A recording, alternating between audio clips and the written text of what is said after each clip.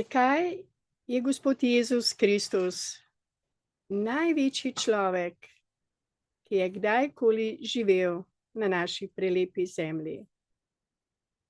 Zakaj?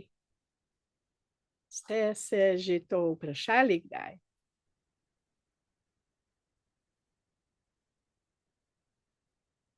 Bog sam ga je poslal na to zemljo kot Božjega sina,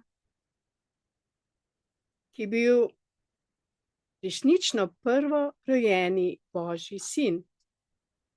Popoln v ljubezni, v poslušnosti očetovi volji. Moramo razumeti, da je bil Adam ustvarjen, ne rojen. In ko mu je Bog vdahnil duha ljubezni, duha življenja, je postal Božji sin. Vendar ni bil rojen, ampak ustvarjen.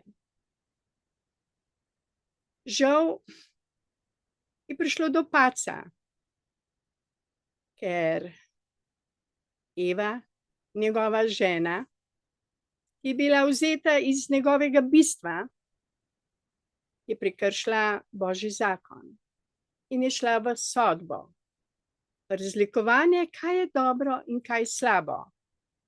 Ni ostala v enosti z Božjo voljo. In ker je bila namenjena, da rojeva otroke, je Adam iz solidarnosti do nje tudi odšel z njo v ta svet. Zakaj? Zato, da se je življenje začelo na zemlji.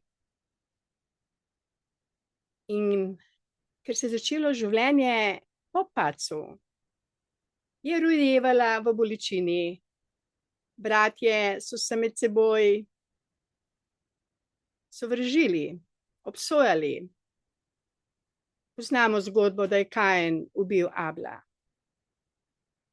Kain je bil v bistvu dober, ne pa odličen. Abel se je zavedal, da je slab, bil je živinorejec in se je kesal.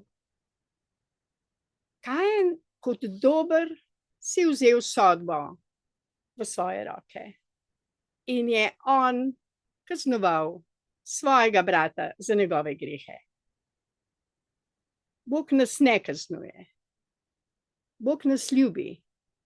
Tako kot starši ljubimo svoje otroke, ne glede na to, kaj nam včasih zagodajo. Tako nas tudi Bog ljubi. Brezpogojno. Pošiljal nam je ves čas preroke in Božjo besedo preko Svetega Duha, vendar ljudje so zavrgli vse preroke, jih ubijali, zavrgli so Božjo besedo in vojne so se nadaljevale. Zaradi neskončne velike ljubezni očetove je poslal svojega sina, svojo ljubezen na zemljo kot človeka. Rojen je bil, neustvarjen, popolni Božji sin, ki je žal ni imel še popolnega telesa. Imel je tako telo, kot ga imamo mi zemljani. Imel pa je Svetega Duha, ker je bil spočet od Svetega Duha, ker je ostal zvest svojemu očetu. In moral je plačati ceno za greh zemljanov. Na tak način, da nas je poučil. On ni rabil umreti na križu, da bi bili mi odrešeni, daleč od tega. Ne. On ni rešil zemljane s svojim trpljenjem na križu. Ne. Jezus ni pokazal, da je trpljenje pot do Božjega kraljestva na zemlji. Ne. Pokazal je bistveno več. Prišel je na zemljo odreševati nas zemljane. Pokazal nam je pot, resnico in življenje. Večkrat je rekel, jaz sem pot, jaz sem resnica, jaz sem življenje, nikoli pa ni rekel, jaz sem Oče nebeški. Bil je ponižen pred očetovo voljo in vedno, ko je delal čudeže v imenu Svetega Duha, v imenu ljubezni, je vedno govoril, ne delam to jaz. To dela Bog skozi mene, njemu gre vsa slava, čast, oblast. Bil je ponižen, čeprav je bil pravi Božji sin, poslan od očeta na to zemljo. To je ta njegova veličina, da je prevzel telo zemeljsko. Poznal je vse tegobe zemljanov, tudi je jokal, tudi je bil verjetno kdaj bolan zemeljsko, tudi ga je bilo mogoče kdaj strah, tudi bolečine je občutil, ker je imel zemeljsko telo. A v tem zemeljskem telesu je imel Božjega duha, Svetega duha. In ta Sveti duh skozi njega je delal vse te čudeže na zemlji. Ozdravljal je gobavce, celo mrtve je obujal. Učil je farizeje, modrijane.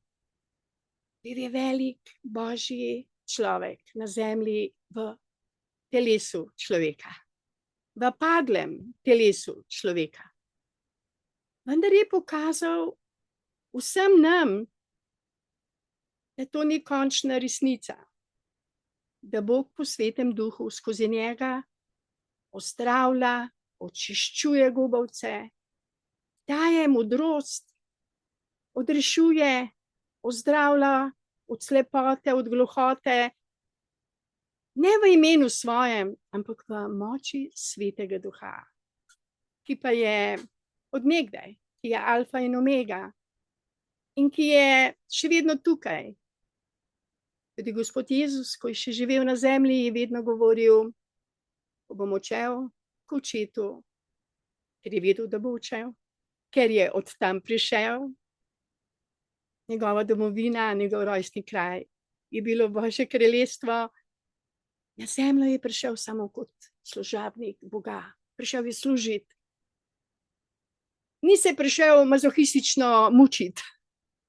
Ni rabil mučenja, da bi dokazal, da je ljubezen. Ne. On je prišel odrešiti tudi ljudi, ki so bili v podzemlju, ki so čakali na vstajenje od mrtvih, ko bo prišel odrešenik. Ker Jezus je bil odrešenik in je še vedno odrešenik vseh, ki na en način še niso se odločili za popolno Božjo ljubezen, za to brezpogojno ljubezen do Boga in do sebe in do bližnjih. Prišel nas je učiti, ker je on pot, ker je resnica. Zakaj v bistvu Jezusu ni bilo potrebno umreti, če ne bi hotel? Ker je bil Bog, ker je vse vedel, bral je misli, vedel je, kaj ljudje mislijo, vedel je, kako ga bodo prišli iskat. Vse je vedel. In tisto noč, preden so ga prišli iskat, je molil k svojemu očetu in ga prosil, da bi zdržal v ljubezni do konca. Ni vpil, ni protestiral, ni se izzil, ko so ga mučili, bičali, ko so ga pribili na križ. Bil je ponižen pred Božjo voljo. Zakaj? Zato, ker je mogel dovoliti, da je zemeljsko umrl.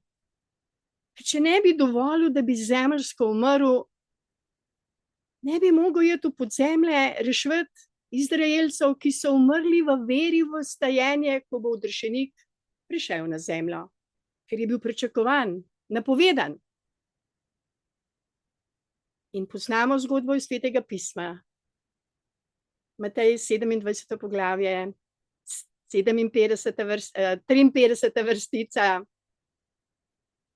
kjer piše, da ko je tretji dan vstal od fizično mrtvih, ko se je prebudil v Hadesu, ko ga je Bog res obudil tretji dan, ko je njegovo fizično telo doživelo vstajenje mesa, je prišlo do prvega vstajanja mrtvih. To je že dobrih 2000 let nazaj. Ker točnega datuma, kdaj je res živel, kdaj je res umrl, vsi zgodovinarji še niso enotni. Je veliko domnev, ugibanj, ampak ni to tako pomembno, točen datum njegovega rojstva, ni pomembno točen datum njegove smrti, pomembno je njegovo služenje človeštvu. To je pomembno, da se zavemo, da je prišel zato, da bi se odločili za vstajenje mesa v Kristusu. Da bi sprejeli to ljubezen Božjo, ki je zastonjski dar, si dovolili vstajenje v mesu. Da ne bi verjeli več v smrt, ker je Jezus obljubil, da bo tudi smrt premagal na zemlji. In da ne bo nikogar, ki bi umrl, da ne bo nikogar, ki bi jokal, da ne bo nikogar, ki bo pohabljen, ki bo slep, ko bo prišla ta Božja milost na ves svet. Ko bodo ljudje sprejeli ta dar, ki je zastonjski dar dobesedno iz nebes. Jezus ni prišel soditi ljudi, niti vojaka, ki mu je Peter odsekal uho, je takoj zacelil njegovo rano. Ni vrnil milo za drago, se temu reče, ko so ga bičali, pa bi lahko, ker je imel to znanje in tudi to moč. Lahko bi odšel zjutraj kamorkoli, pa tudi ni. Počakal je, da so ga prišli iskat in da so mu sodili. Ga prebičali, na križ pribili, ker je res človeško trpel. Pa ni jokal, ni protestiral. Vse je sprejel z ljubeznijo. Zakaj? Zato, ker je bil Sveti Duh z njim, ker je bila Božja moč z njim. Ljudje so ga gledali, kako mu teče kri iz njegovega telesa. Ljudje so čutili to bolečino njegovo, veliko bolj, kot jo je on sam občutil. Vendar Jezus je bil Božji sin. Jaz verjamem, da če bi ga res bolelo, da bi zavpil, kot mi zavpijemo, če se zbodemo ali če nas kdo rani, avtomatično zavpijemo, au, če že drugega ne. Jezus pa je bil Božji sin. Bil je obdan s Svetim Duhom. To je Božja narkoza. To ni narkoza kemijska, ki ti naredi veliko škode. Sveti Duh ga je tolažil. Sveti Duh je bil z njim. In ko je izdahnil, ko je njegovo telo zazemljane bilo mrtvo, je bil potres. Gore so se premikale. Zemlja se je tresla. Res, ne vem koliko časa, ampak na zemlji je bila tema. In če je tema, ni življenja.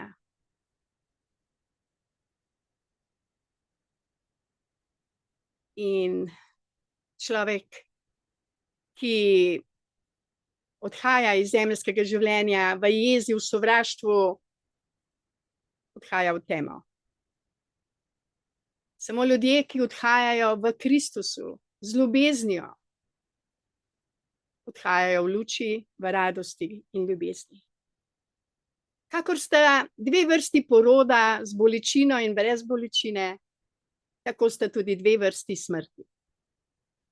Prva smrt je v bolečini, v agoniji, v prekletstvu. Ne želite si te smrti. Ne dovolite si, da bi to smrt doživeli. Ker kakor odidemo, tako na en način naša duša živi naprej, v temi, v bolečini.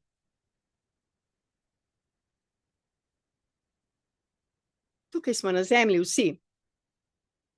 In Jezusovo sporočilo vsem nam zemljanom je: sprejmite me v svoje srce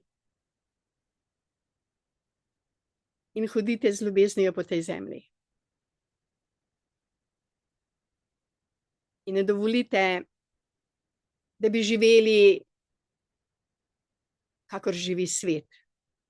S sodbami, zamerami, v veri v smrt, v veri v prekletstvo, ampak živite tako, kot nas uči evangelij in 4 evangeliji v Svetem pismu, ki nam prinašajo radostno vest, da vsak, ki sprejme v svoje srce samo ljubezen, se začne za njega novo rojstvo. Rojstvo v resnici. Rojstvo, ki nam daje vse novo. In kdor sprejme to ljubezen v srce, se poveže z izvorom življenja, Svetim Duhom, z Očetom nebeškim. In Sveti Duh je tisti, ki spreminja naše bolečine v zdravje, naše solze v bisere, našo smrt v življenje. Ja, Gospod Jezus je prišel z veliko misijo na to zemljo. Da se vsi otroci, Božji otroci, odločijo, da bodo sprejeli ta dar,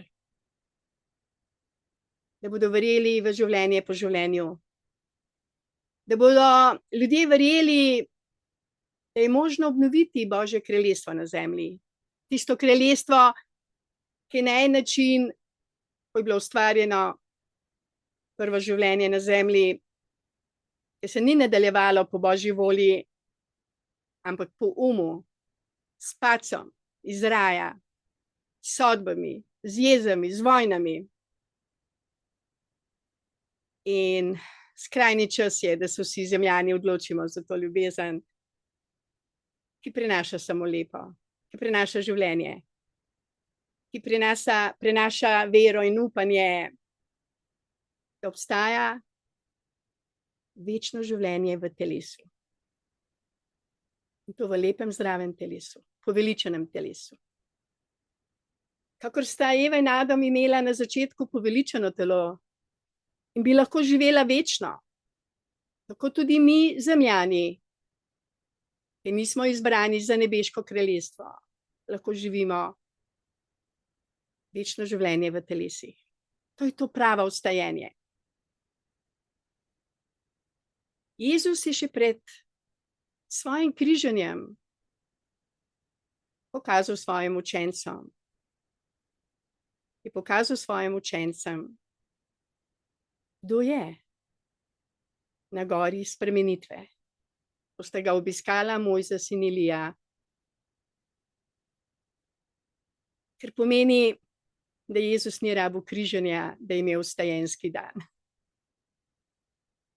Ker nam daje vedeti, da je prišel samo služiti in pokazati pot, resnico. In da obstaja življenje, Božje življenje za vse tiste, ki se za to odločimo. Zakaj je Jezus res največji človek, ki je živel kdajkoli na tej zemlji? Zakaj? Prvi je bil, ki je dobesedno pokazal vstajenje v telesu. po svojem odhodu iz zemeljskega telesa. Prvi. Niti Buda ni vstal od mrtvih in se prikazoval v telesu svojim učencem. Niti Mojzes. Še veliko drugih čudovitih ljudi, ki so živeli na tej zemlji.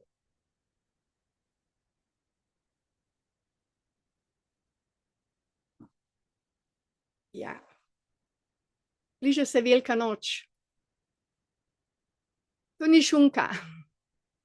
To niso jajčka. V tej veliki noči je veliko modrosti. Veliko sporočil od našega nebeškega očeta, ki nas neskončno ljubi. Da obstaja vstajenje v mesu, v telesu. To je čudovito sporočilo, velikonočno. Zelo veliko sporočilo.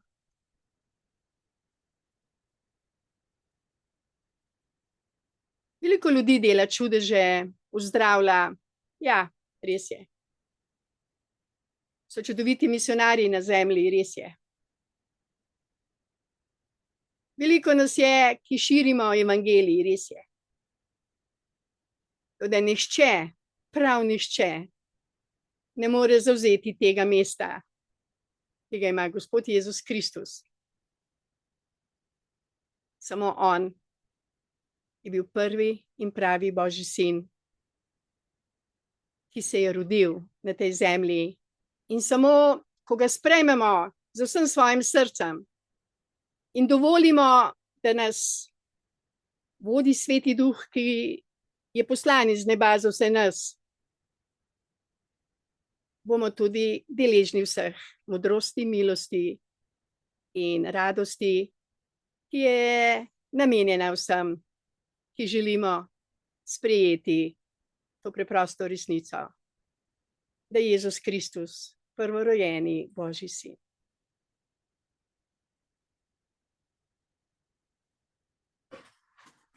Jaz osebno sem zelo hvaležna, da sem to slišala in da sem to sprejela kot resnico. Nimam besed, s katerimi bi se lahko res zahvalila tej milosti, ki je mene obiskala, da sem osebno doživela novo rojstvo in novo življenje. Priznam, da sem imela veliko težav strani sistema, strani ljudi, ki niso še imeli novega rojstva.